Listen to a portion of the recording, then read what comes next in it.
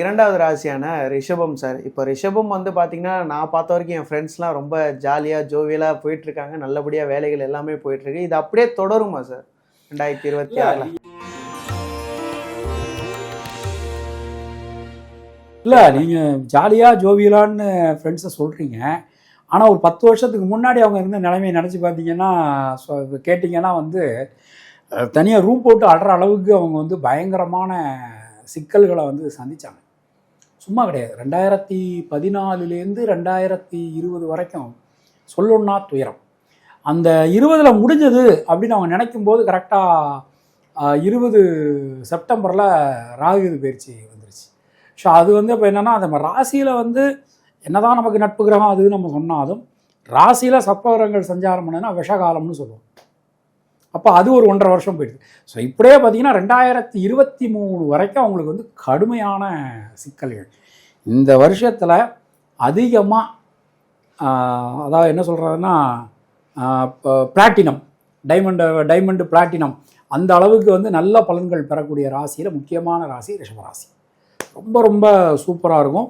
ஒரு விஷயத்தை திட்டமிட்டாங்கன்னா அதை கரெக்டாக எக்ஸிக்யூட் பண்ணுவாங்க. அதுக்கு தேவையான உதவிகள் அவங்களுக்கு கிடைக்கும். தொழில் மாற்றணும் அப்படின்னு நினைக்கிறவங்க தொழில் மாற்றிடுவாங்க. புதுசாக நல்ல உத்தியோகத்துக்கு போகணும் அப்படின்னு நினைக்கிறவங்க நல்ல உத்தியோகத்துக்கு போவாங்க.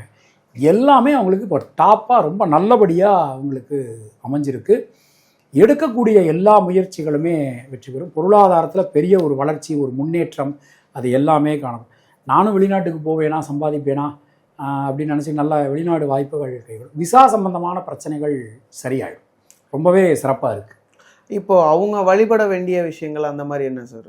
அவங்க வந்து மகாலட்சுமி வழிபாடு பண்ணணும். அதாவது ஒரு பெருமாள் கோயிலில் போனாங்கன்னா அங்கே இருக்கிற தாயார் வழிபாடு பண்ணுறது ரொம்ப ரொம்ப நல்லது.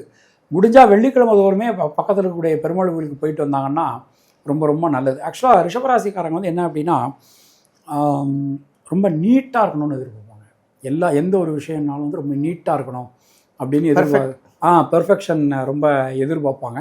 அவங்க எதிர்பார்க்கக்கூடிய பெர்ஃபெக்ஷன் இந்த வருஷம் கண்டிப்பாக நல்லபடியாக. அதே போல் சிலர் நிறைய பேர் வந்து ரிஷபம் நான் பார்த்த வரைக்கும் கடன் தொல்லை இந்த மாதிரியான விஷயங்களில் சிக்கி தவிச்சிட்டு இருந்தாங்க.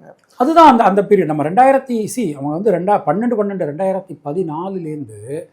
25/12/2020 வரைக்கும் அவங்க படாத வேதனையே கிடையாது. தனியாக புக்கே போடலாம்.